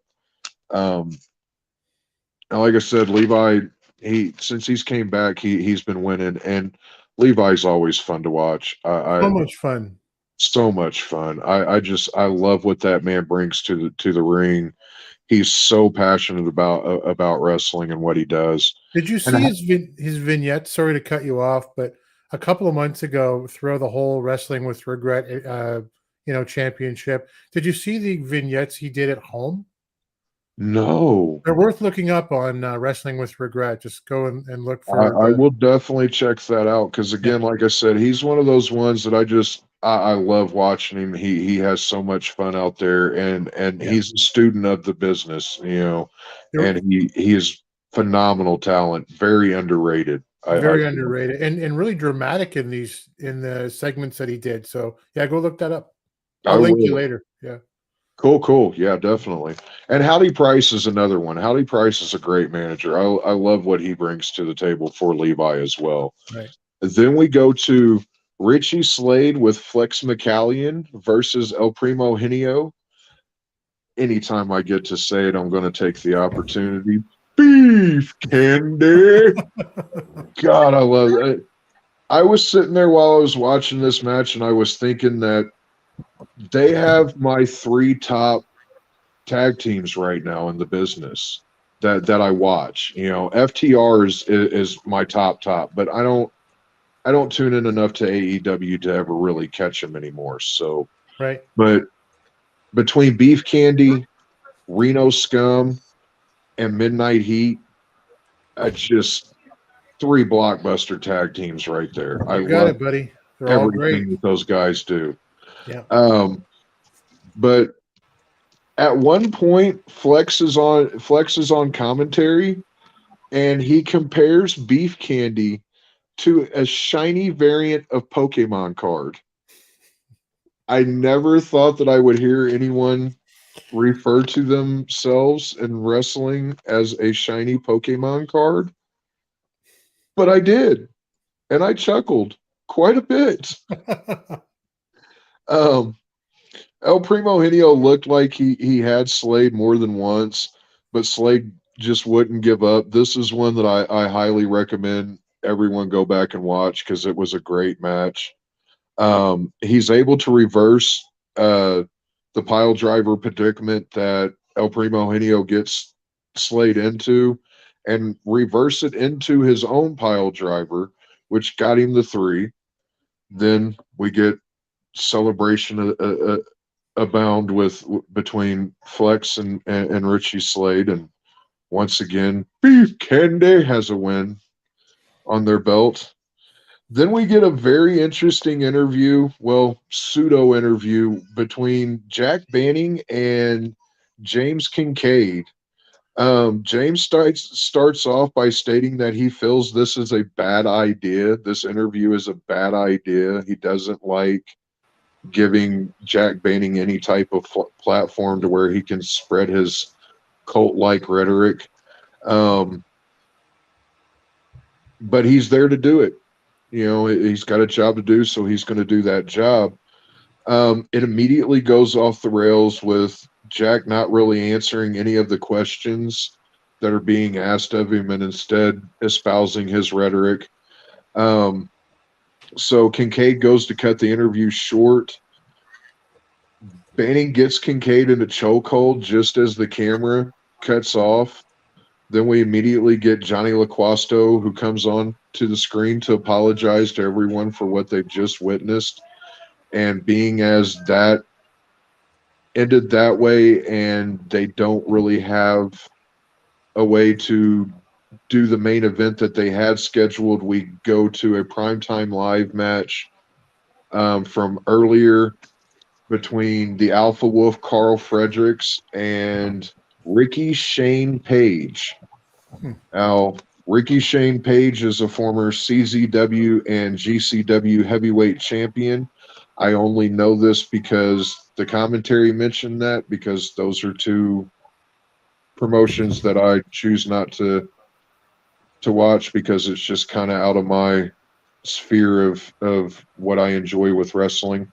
Nothing against what they do. It's just not for me, so I don't engage with it. Sure. But the match starts off with Page playing cat and mouse. Once Page gets in the ring, he quickly gains control and holds control for a good portion of the match. Fredericks is finally able to get control after a flurry of offense. Page is able to avoid a pin and a submission attempt and got a 2 count of his own. Then he goes to go for the top rope. And if you guys want to go back and watch this and tell me what you think about it in the Discord, it looked like he just flat out slid off of the top, missed his footing completely, and just slid off of the top turnbuckle. Ended up doing some causing some pain to his nether regions. Oh. He's able to come back a little bit. There's a pin attempt by Fredericks that he's able to get away from. But in the end, Fredericks is able to land his Manifest Destiny finisher for the 3 count. And that's another good, devastating. It looks like a finisher. It's a cool name for a finisher too. Yeah, and it really is. Overall, I wasn't too happy with this match. It wasn't bad, but it wasn't good either. But that was really my only. That's really been my only match since we started doing this that I really haven't gotten into on either Memphis or Championship Wrestling from Hollywood. So I'd say that's a pretty dang good track record for him. I was going to say, we've never put a dumpster fire of the week on anything the UWN's ever done, and it's interesting to hear that there's one that maybe wasn't, sort of a 4 or 5 star kind of match, because everything else and all the time, not only Dave Marquez, but the couple over in Memphis doing a great job. Dustin and Maria Starr, and they all 3 of them. I mean, just they know wrestling and they know how it's supposed to play out. Yeah, and again, I say it every week, and I'm going to say it again. Go watch Championship Wrestling from Hollywood and Memphis Wrestling. They're on YouTube. It's free. So you're not coming out of pocket for anything, and you're getting more than your value's worth for it. It is definitely pay-worthy wrestling, I feel, at the moment. There's a lot of history that, between the UWN and the NWA, and most of that, arguably all of that, is touched by Dave Marquez. Yeah. And, but regardless of how, Dave Marquez is obviously not with the NWA anymore, and I think that's hurt the NWA in the end. Mm-hmm.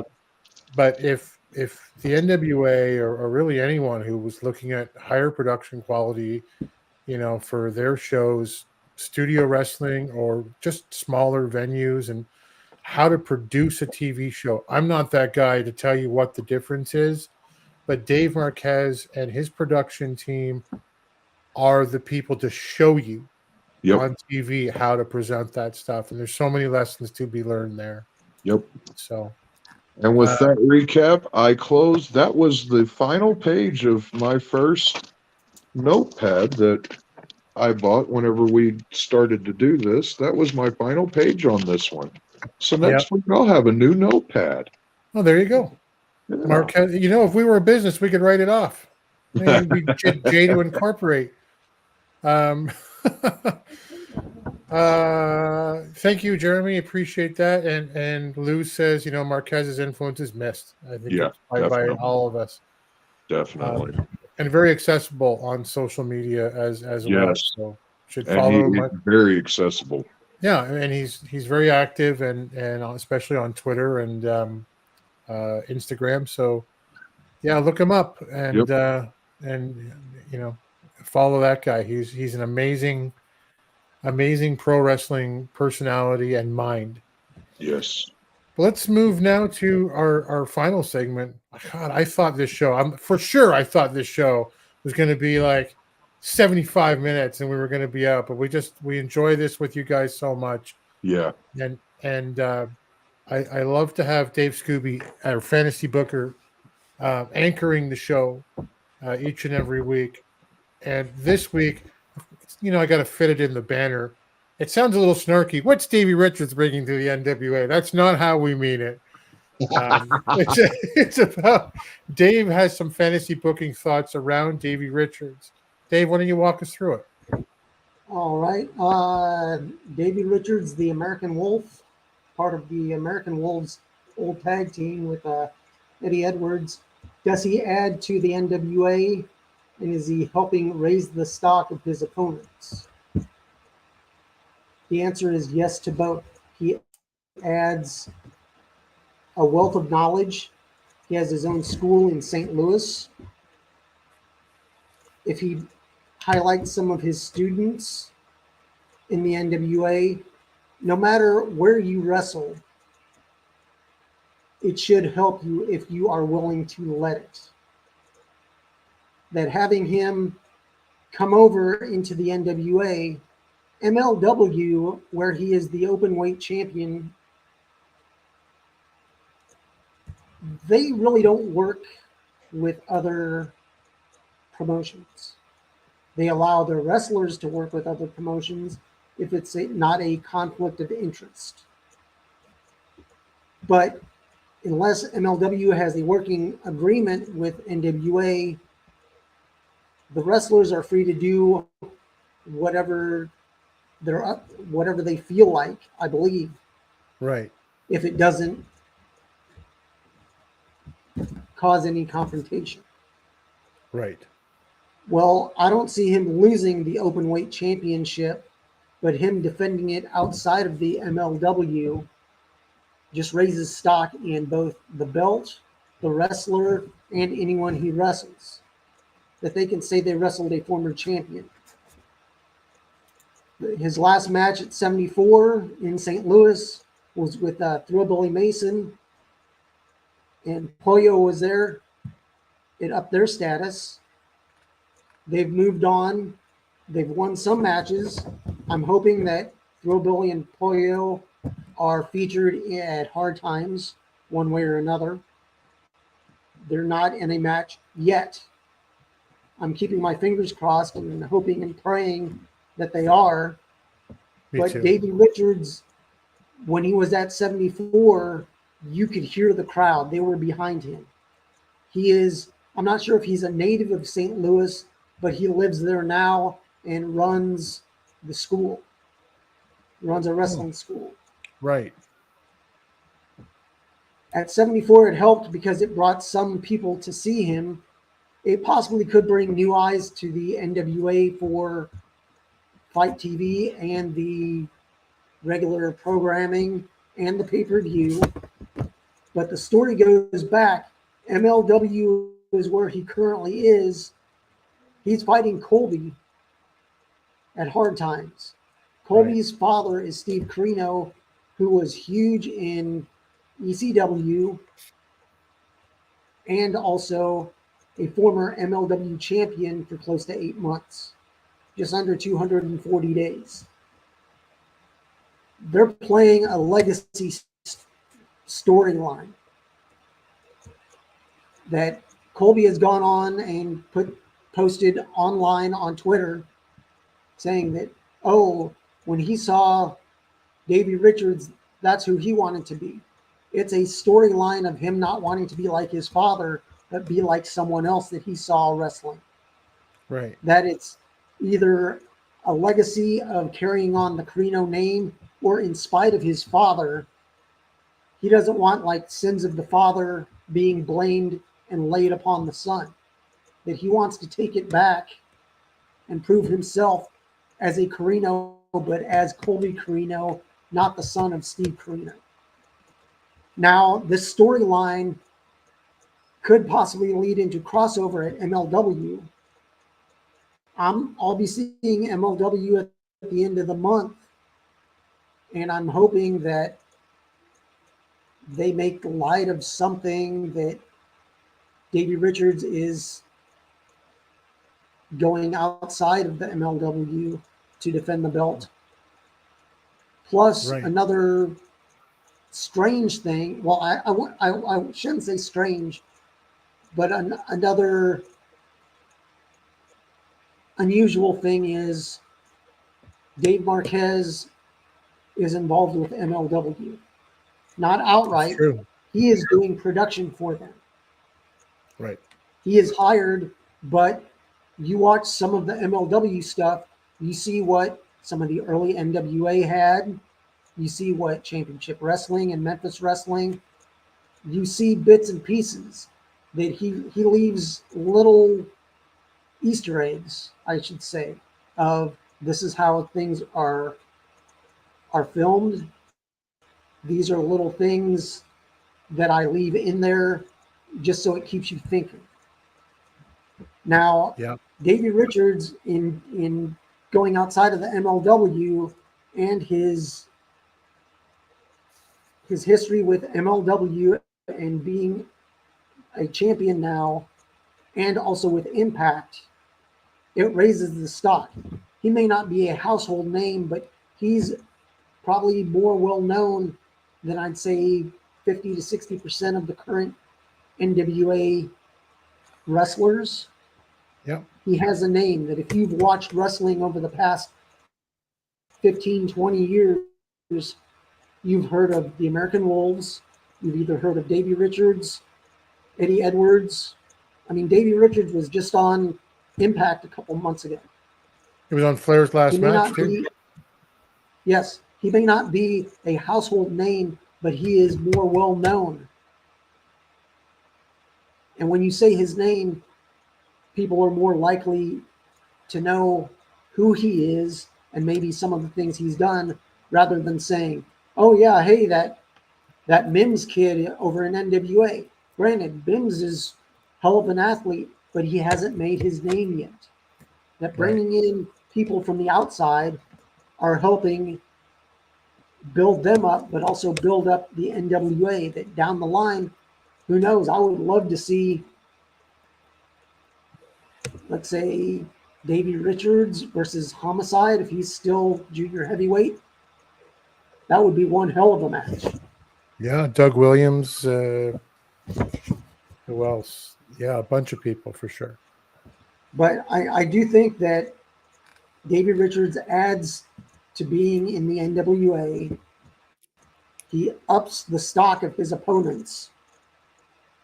But the NWA just needs to do their part, follow through, and push the talent that are involved. Great point. I'm not saying Colby isn't being pushed, but they need to do something with him sooner rather than later, or someone else will. Yep. Excellent point. I hope they're listening out there to you, Dave. Do something with him. Grab onto him now, because if you don't, it's a great point. Yeah, thank you for that as well. Yeah, I wanted to mention a couple things that came out in the chat because of this. Willie said he'd love to see Dave and Billy Corgan cross promote matches.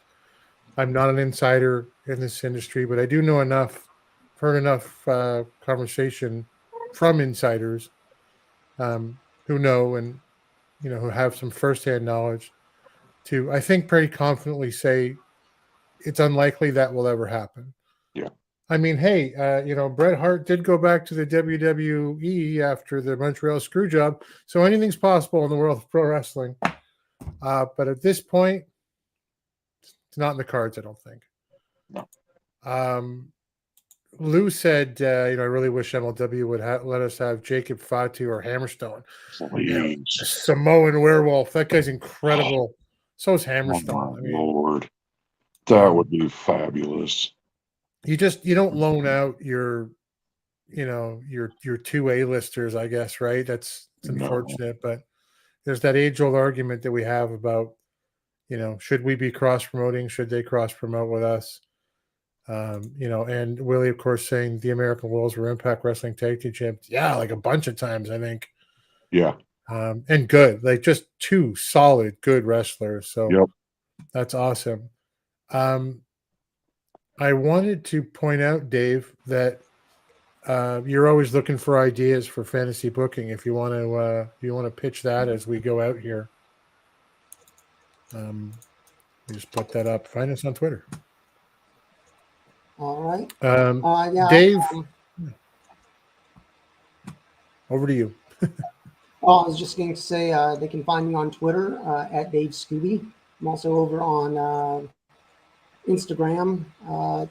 Not so much wrestling, just funny, stupid pics. But if you do have any either suggestions or looking back on what could have been, it doesn't always have to be about what can be fantasy booking. We can look back and say, well, what happens if Ric Flair, when he was in that plane crash, never recovered? What would the NWA and Jim Crockett Promotions, what that would have changed everything? What would have happened if Magnum TA was never injured and he went on to hold the belt several times.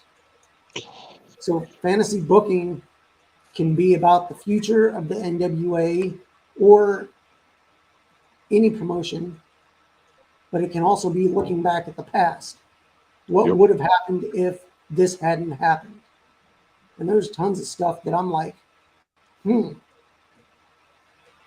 what would have happened and what would the results today be if this had never happened or something else had happened? So if anybody has anything that they'd want me to possibly talk about, just hit me up on Twitter at Dave Scooby, and I'll pass it on to you guys. Yeah, so many possibilities, as you say. What would have happened? What would have happened if the WWF didn't get that Georgia time slot? I mean, wow. Yeah. Or if WrestleMania never went over, you know. Jeremy, I know that you were mentioning this on Twitter today, and you've done before. You're interested in doing some interviews as well, and looking for people in the wrestling business and to hit you up. Yes, I am. You can find me over on Twitter at HJWOTS. I am anybody that's involved in the wrestling industry. I'm interested in doing interviews. Full disclosure, I have never done an interview before, but I've never claimed to be a professional either. So they'd have to pay us for that. Yeah. We're amateur. We still have our amateur cards right now. Yep. Maintaining our amateur status. That's great. I'm over at NWA Gold _ on Twitter. I'm on all the socials as well. I'm the guy who will spearhead the Bret Hart puck giveaway sometime later this week. Tomorrow night, it's the A-listers are in. It's J. Cal, losing my voice. DKM and Jaden with the Alliance Guys podcast tomorrow night at 8 p.m. Eastern, 5 p.m. Pacific. Boy, I better call it a day soon. And then, of course, every Tuesday, the hour before Power, J. Cal's got the pre-party at 5 p.m. Eastern, 2 p.m. Pacific. That's it for us. Thank you, everybody in the chat. Yes. I agree, Willie. Starcade 1983 was no slouch. No. We should talk about that sometime because that event actually means something to me. But until then, until next week, thank you guys for being here, and we will see you at the matches. Thanks for joining the stream. This has been a presentation of Alliance-Wrestling.com. We genuinely appreciate your support. Would you consider subscribing so you'll never miss a future episode? I'd also like to remind you we do a live stream every Tuesday at 5 p.m. before NWA Power. You can find us on social media at The Alliance Blog. And until next time, we are The Alliance.